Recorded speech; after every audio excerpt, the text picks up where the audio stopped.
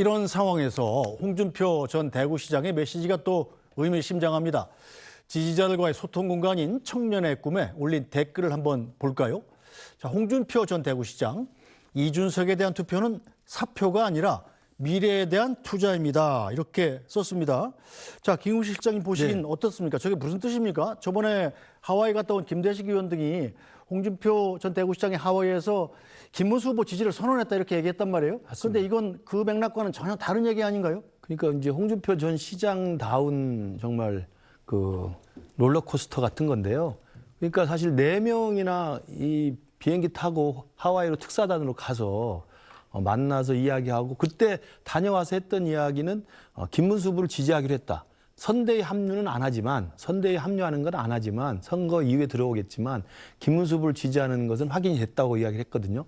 근데 지금 또 지금 청년들과의 그 질문을 주고받는 그 SNS에서 이준석에게 투표를 하는 것을 종용하는 듯한 저런 또 메시지를 올려버리면 도대체 그 비행기 타고 날아간 4명의 특사단원들의 전언은 무엇이 되며, 그리고 또 하나 저도 국민의힘 소속 당협위원장으로서 가장 제가 볼 때 황당하고 좀 화가 나는 것은 저 국민의힘의 가장 큰 본류이자 정통 세력이 홍준표 전 시장이라고 내내 홍준표 시장이 주장해 왔던 겁니다. 그러면서 그동안에 한동훈은 용병이고 저 김근식이도 중도 합류 세력도 그 철부지들이 들어와서 우리 당을 망치고 있다 이렇게 많이 비난을 했었거든요. 그리고 그 국민의힘을 지켜왔고 국민의힘의 가장 큰 정통 세력이라고 본인이 자평하고 스스로 의시됐던 분인데 지금에 와서는 남의 당 후보를 찍는 것을 종용하는 저런 메시지를 내면 도대체 그동안 홍준표 전 시장께서 우리 당 당원들에게 표를 달라고 했던 거, 그리고 우리 당 당원들에게 자기가 이 당을 지키고 이 당을 만들어 온 주인이었다고 이야기하는 것이 뭐가 되겠습니까? 저는 그래서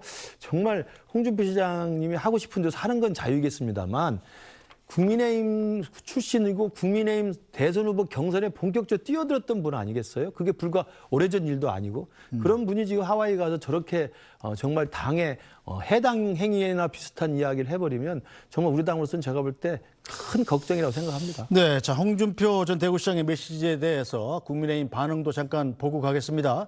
자, 국민의힘 한동훈 전 대표 같은 경우는 김대식 의원은 하와이에 갔다 왔는데 자, 홍준표 시장님의 김문수 후보 지지는 흔들림 없습니다. 언젠가 함께할 사람이라는 포용의 메시지다 이렇게 애써 해석을 했습니다만 한동훈 전 대표 같은 경우는 자, 하와이에는 망명할 때나 가는 것이다.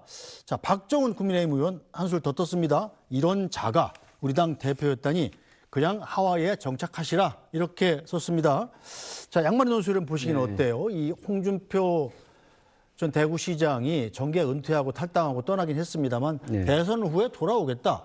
결국은 다시 와서 이 정치 활동을 하겠다는 뜻으로 보이는데 이렇게 이준석 후보를 대놓고 지지하는 것은 어떤 보관이라고 보세요?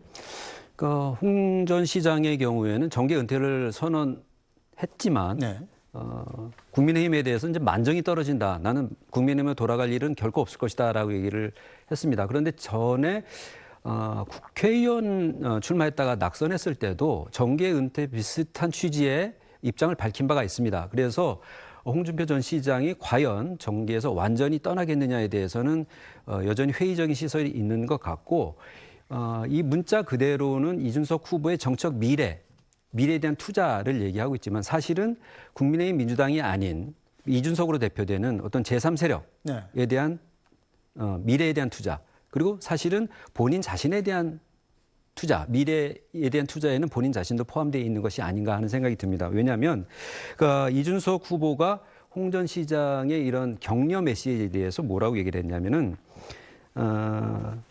그날 아침에 카카오톡으로 홍 전 시장이 여러 가지 조언을 보내줬다라고 하면서 이것 역시도 미래에 대한 투자라고 홍 전 시장이 얘기를 했고 양당 기득권 정치를 타파하는 것이 국민들의 기대고 그래서 이준석에게 투표하는 것이라고 말했다고 전했습니다. 그러니까 홍 전 시장 입장에서는 이준석 그 단일화 거부하고 완주하겠다고 하는데 끝까지 가라. 그리고 그 뒤에 정치권이 특히 보수 정치권이 재편될 텐데 그때 다시 보자. 이런 것까지 포함한 메시지를 발신한 것으로 보는 것이 무리는 없다고 생각합니다.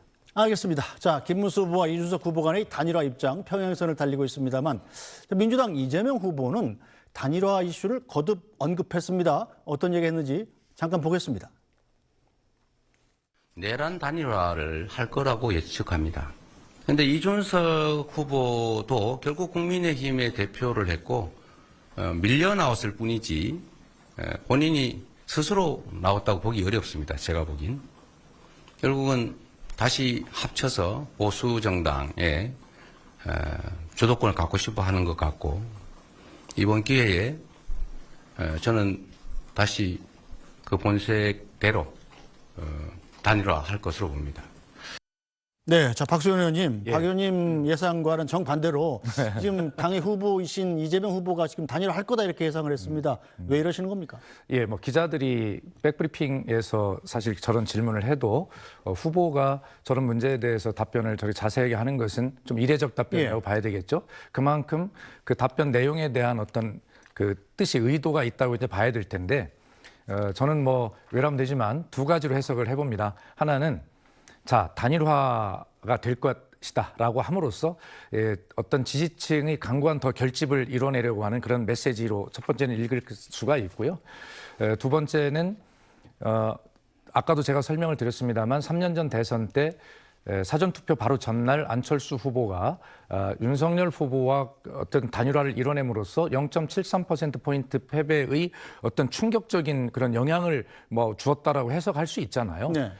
그렇기 때문에 사실은 그럴 가능성은 없어 보이지만 만약에 하나 그런 일이 일어난다고 할 경우에 어떤 그 흔들릴 수 있는 그런 중도층의 민심 이런 것들에 대해서 이미 충격 완화 장치를 미리 이재명 후보가 언급을 함으로써 그렇게 쉽게 얘기하면 완충자 장치를 뭐 전문 용어로 뭐 김빼기 뭐 이런 네. 것도 있습니다만 뭐 그렇게 그런 어떤 여러 가지 전술적인 적상 저런 발언을 한 것이 아니야 이렇게 이제 해석을 해볼 수는 있겠습니다. 그러나 현재로서는 아까 김근식 교수도 말씀하셨습니다만 지금 이제 28일부터는 지지 여론조사의 결과가 발표가 이제 중지가 되고 굉장히 이제 궁금한 깜깜이 선거로 들어갈 때 강고하게 이 지지층을 묶어내는 그런 안전장치가 반드시 필요한 이런 상황 속에서 아까 말씀드린 대로 그래 지지층을 딱 묶어놓는 그러한 어떤 차원에서의 발언이 아닐까 그렇게 보는 것이 맞을 것 같습니다. 네, 뭐 대선 막바지로 갈수록 지금 이재명 후보 지지율이 조금씩 또 약간 네. 떨어지는 추세고 지금 김문수, 이준석 후보의 지지율은 조금씩 올라가는 추세잖아요. 이것과도 좀 무관치 않아 보이지 않습니까? 저는 그거라고 생각합니다. 그러니까 지난주를 기점으로 해서 이재명 후보는 좀 하락세, 김문수 후보, 이준석 후보가 상승세가 되면서 이 판세가 조금 요동치고 있는 걸 좀 다 느끼고 있지 않습니까? 그러다 보니까 이재명 후보는 전략적 판단을 어떻게 하고 있냐면 그 여론조사의 추이가 중간에 있는 이준석 후보가 자신과 지지층이 겹치는데 자신과 지지층이 겹치는 상당한 중도층이 이준석 후보가 존재함으로 해서 이재명한테 안 오고 이준석한테 간다고 판단하는 것 같아요. 그러다 보니까 단일화를 내란 단일화 할 거라고 오히려 프레임을 짬으로써 이준석도 결국은 중도층의 갈대가 아니라 국민의힘과 동일한 곳이다. 내란에 동조하는 세력이라고 프레임을 짜고 밀어내는 거거든요. 네. 저는 그런 전략이라고 충분히 생각을 합니다. 그래서 지금 왜냐하면 지난 주말 사이에 지지율이 요동치는 것은 어떤 이유가 있냐면요. 그 김문수 후보의 지지율이 상승하면서 단순히 원상복귀라고 하는 지지층, 보수 지지층의 결집이 하나 있을 뿐만 아니라 네. 이준석이라고 하는 이 완충장치가 하나 있어가지고 국민의힘이 김문수를 지지하지 않더라도 이재명한테 가지 않고 이준석으로 머물러 있는 거예요. 이게 일종의 가두리 양식장 역할을 하는 거죠. 그러니까 이준석이 중간에 있음으로써 네. 이재명도 싫고 김문수도 못 찍겠는데 그럼 이준석이라는 대안이 있기 때문에 거기에 가서 양식장 안에 지금 유권자들이 좀 늘어나고 있거든요. 그러니까 이재명 후보 입장에서 봤을 때는 그 가두리 양식장 역할을 하는 이준석 후보가 자기 표를 갉아먹는다고 생각하는 거죠. 그렇기 때문에 아마 이제 지지층 결속이라고 박수현 위원장은 말씀하셨습니다만 지지층 결속도 되지만 이준석 후보라고 하는 제3의 대안을 존재하도록 만들지 않아야 되겠다. 그러려면 이준석은 김문수와 똑같은 사람이다. 단일화를 할 것이다. 결국 후보가 없어질 것이다. 네. 이 프레임으로 저는 밀어내는 거라고 생각하는데 저는 이재명 후보가 자찬 면도 있다고 생각해요. 지난 2차 토론을 대부분의 평가가 뭐냐면 이준석 후보를 너무 키워줬어요. 이재명 후보가. 사실은 3등 후보인데 1등 후보가 자기 성질을 못 이겨서 얼굴에 눈에 보일 정도로 이재명 후보가 이준석 후보에게 싸움이 붙었거든요. 그리고 이기지도 못했어요. 그러다 보니까 이준석 후보의 몸집이 커지고 이재명 후보는 좀 굉장히 좀 조급한 저는 그런 느낌을 많이 받았습니다. 그래서 아마 내일 있을 마지막 토론에서도 이재명 후보가 이준석을 그렇게 키워줘서 몸집을 키운다고 한다면 저는 이 구도가 간단하게 흘릴 구도는 아니라고 생각합니다. 알겠습니다.